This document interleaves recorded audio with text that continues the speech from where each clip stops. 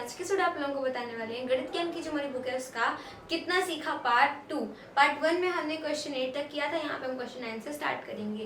तो देखिए सबसे पहले यहाँ पर है शांति की मासिक आय 3,500 रुपए है, वह 2,800 रुपए घर के खर्च के लिए रखकर शेष धन डाक खाने में जमा कर देती है। देखिए यहाँ पर क्या है कि शांति नाम की एक लड़की है जिसकी मासिक आय का मतलब क्या होता है, मंथली इनकम। आप इनकम कह सकते हैं, सैलरी कह सकते हैं, वेतन। वो क्या है उसका, शांति की मासिक आय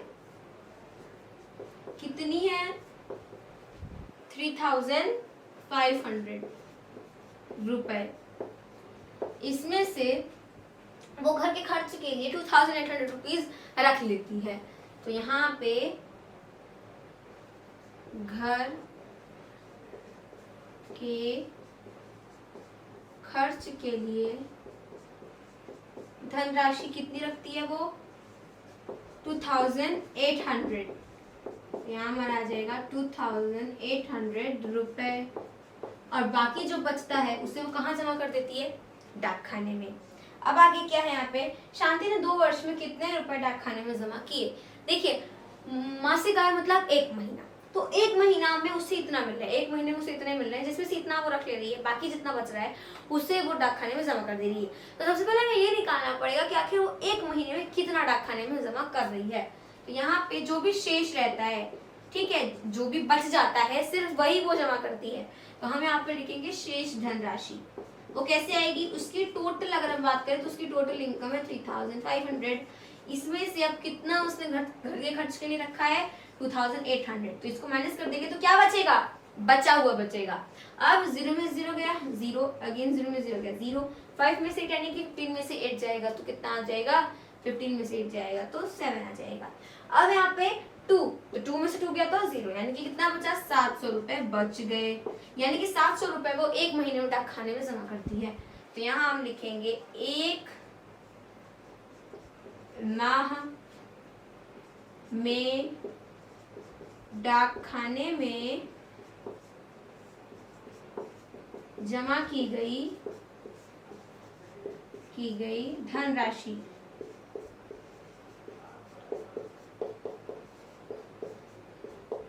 कितनी है, 700। 1 महीने हमें निकालना कितने का है, 2 वर्ष का निकालना है। तो हमें पता है कि 1 साल में 12 महीने होते हैं, हमें 1 महीने का पता है। तो जब 1 साल में 12 महीने होते हैं तो हम यहाँ लिखेंगे 1 साल में डाक खाने में जमा की गई धन राशि। तो कितना हो जाएगा, 700 गुणे 12, 12 7 8400 रुपीज। ये कितने का है, 1 वर्ष का है। अब हमें पता करना है 2 साल का। 2 साल पूछा है ना, 2 साल में डाक खाने में जमा की गई धनराशि। तो यहाँ पे क्या होगा, 8400 का 2 में मल्टीप्लाई, वाई, क्योंकि 1 साल में इतना है, 2 साल पूछा है तो डबल हो जाएगा जस्ट। तो 4 2 8 and 8 2 16, आगे 2 0 लगा दिया, 16,800 रुपीज। नेक्स्ट क्वेश्चन देखते हैं जो है, एक कारखाने में 1 वर्ष में 2,40,000 LED बल्ब बने। अब एक कारखाना है, एक फैक्ट्री है, एक कारखाने में 1 वर्ष में, एक कारखाने में 1 वर्ष में बने एलईडी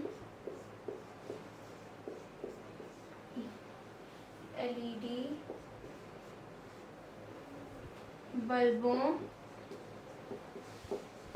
की संख्या कितनी है, तो 2,40,000। तो हमारे यहाँ पे आ जाएगा 2,40,000।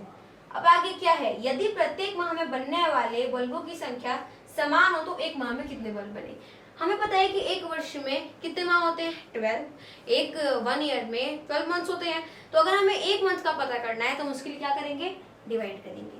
तो हम लिखेंगे 1 माह में बनने वाले बल्बों की संख्या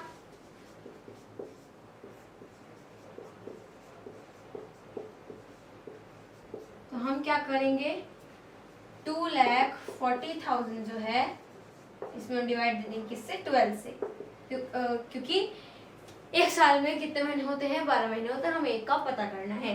तो 12 2 24, आगे जितने जीरो से सब लगा लीजिए 4, यानी कि एक महीने में 20,000 बल्ब बनते हैं। नेक्स्ट क्वेश्चन है 1800 मिनट में कितने घंटे होंगे, 1800 मिनट्स में कितने घंटे होंगे।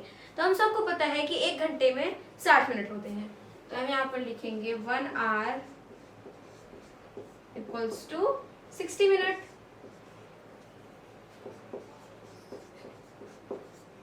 ठीक है, इतने मिनट होते हैं किसमें, एक घंटे में। अब अगर मैं बोलूं कि एक मिनट में कितने घंटे होते हैं, एक मिनट में कितने घंटे होंगे, तो 1/60 घंटे होंगे कि नहीं, क्योंकि अगर हमें एक घंटा का पता और एक मिनट का पता करना है तो उसको क्या कर देते हैं, भाग दे देते हैं किससे, मिनट से घंटे में, तो आ गया 1/60। अब एक मिनट का हमें पता है इतना घंटा, हमें निकालना है 1800 मिनट का, 1800 मिनट में कितने घंटे होंगे। तो देखिए ऊपर जहाँ एक है वहाँ 1800 हो जाएगा, नीचे 60, 0 से 0 कैंसिल, 6 1 6, 6 3 18 और आगे 0, यानी कि इधर आ गया 30, यानी कि 1800 मिनट में 30 घंटे होंगे। कितने, 30 घंटे। नेक्स्ट क्वेश्चन देखते हैं जिसमें है गुणनखंड विधि से मौसा ज्ञात करो। मौसा मींस HCF ज्ञात करो, यानी कि किस मेथड से, यहाँ पे है गुणनखंड विधि से, यानी कि फैक्टराइजेशन मेथड से। तो 18 है, इधर 54 है, तो 18 किन किन नंबर से डिविजिबल है, और आपका 54 किन किन नंबर से डिविजिबल है। 18 आपका 2 से डिविजिबल है, 54 भी है।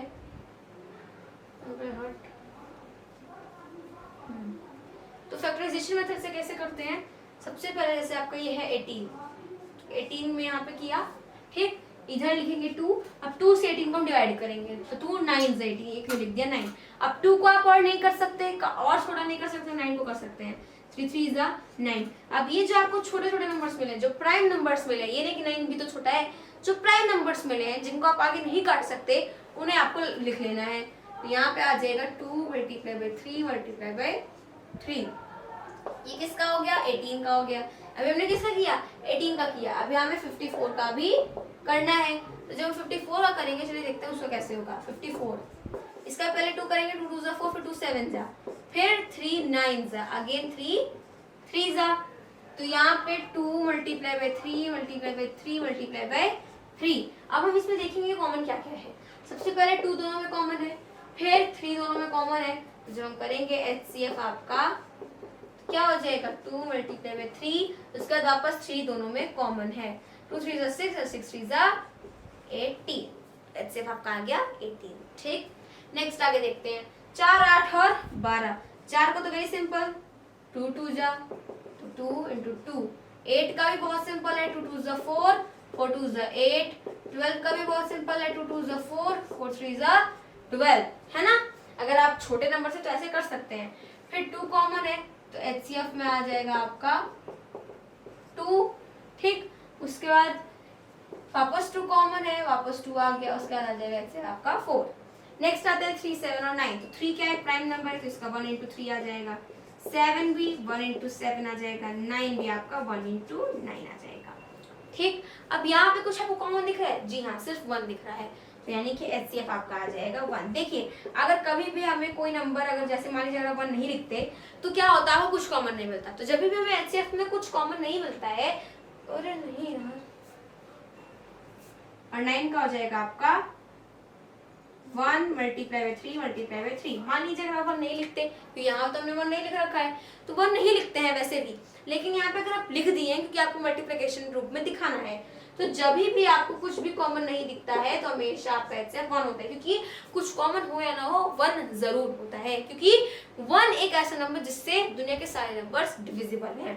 अब आता है 14। तो 14 का कैसे करेंगे भाई, 7 2 14, तो 14 का आ जाएगा हमारे पास 2 × 7। फिर 21 का जब करेंगे तो 7 3 27, 3 × 7। 35 का जब आप करेंगे तो 5 × 7, तीनों में क्या कॉमन है, 7। HCF आपका आ गया 7। आगे देखते हैं, क्वेश्चन है लसब बताओ। अब यहाँ हमें LCM बताना है, हम चाहे जैसे बताएं। तो 3 और 5 क्या है, आपके प्राइम नंबर हैं, तो अगर आप 3 का और 5 का करते हैं तो एक बार ये 3 से हो गए, फिर एक बार ये 5 से हो गए, बस, तो 3 × 5 आ गया। यानी कि आपका यहाँ पे हो जाएगा 15 आंसर। ठीक, नेक्स्ट आते हैं 8 और 25। तो 8 और 25 का जब हम करेंगे सबसे पहले 2 से होगा, 2 4 ज़ा 8, फिर 25 अगेन 2 2 ज़ा 25 अगेन 2 ज़ा, ठीक है 25, फिर 5 5 ज़ा, ठीक है, उसके बाद अगेन 5 1 1। ओके, तो यहाँ पे हो गया ना हमारे पास 5, 2 इंटू 2 इंटू 2 5 5, 2 2 ज़ा 4, 4 2 ज़ा 8, 8 आ गया, 5 5 से 25, 25 का रिजल्ट कितना होता है 25 8 जो हो जाएगा आपका 200। ये आपका आंसर हो गया, यानी कि इसमें एलसीएम हो गया।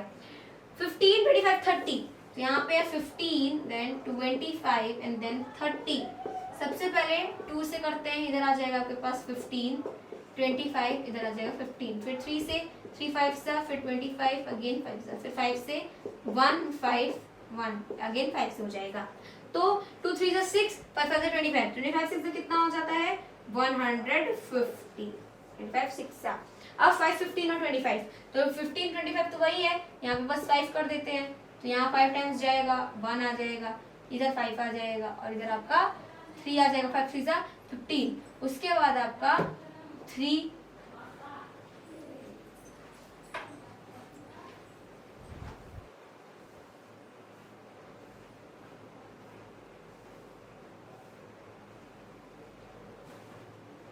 तो 5 15 और 25 यही 3 नंबर रहते हैं। तो सबसे पहले 3 से करते हैं, तो 5 आ जाएगा, 3 5 से 15, फिर 25, फिर 5 से हो गया, उसके बाद अगेन आपका 5 से हो जाएगा 1 1 1।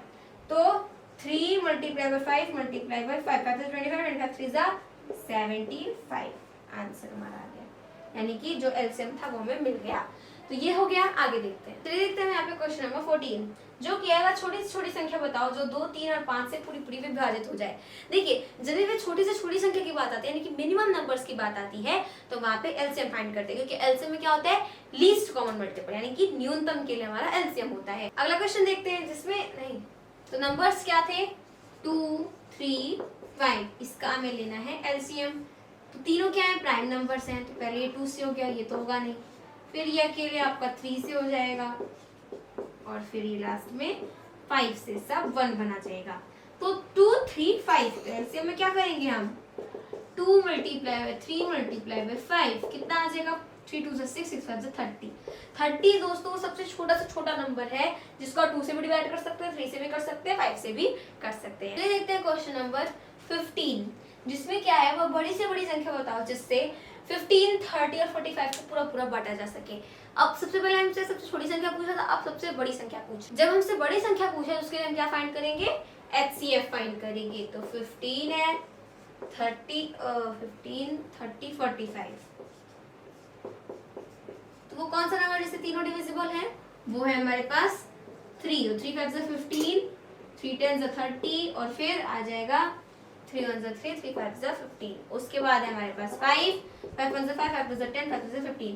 आपको ये एक ऐसा नंबर नहीं है जिससे ये तीनों डिविजिबल हो, ठीक। तो हमें क्या करना है बस एचसीएफ में 3 मल्टीप्लाई में 5 आ गया 15 आंसर। आइए अगला क्वेश्चन देखते हैं, जो है वह बड़े से बड़े बर्तन किस नाप का होगा जिससे 6 8 और 10 लीटर दूध पूरा पूरा नापा जा सके।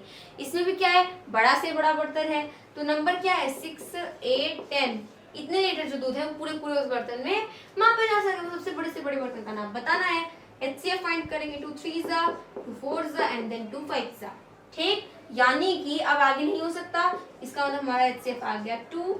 तो 2 लीटर का वो सबसे बड़ा से बड़ा बर्तन होगा जिसलिए नापे जाएंगे पूरे पूरे, ठीक। नेक्स्ट क्वेश्चन देखते हैं, जो है कुछ फूल 54 48 और 50 की ढेरियों में पूरे पूरे रखे जाते हैं, बताओ कम से कम कितने फूल हैं। अब देखिए कुछ फूल 54, कुछ फूल 48 और कुछ फूल 40 की ढेरियों में रखे जाते हैं, ठीक है।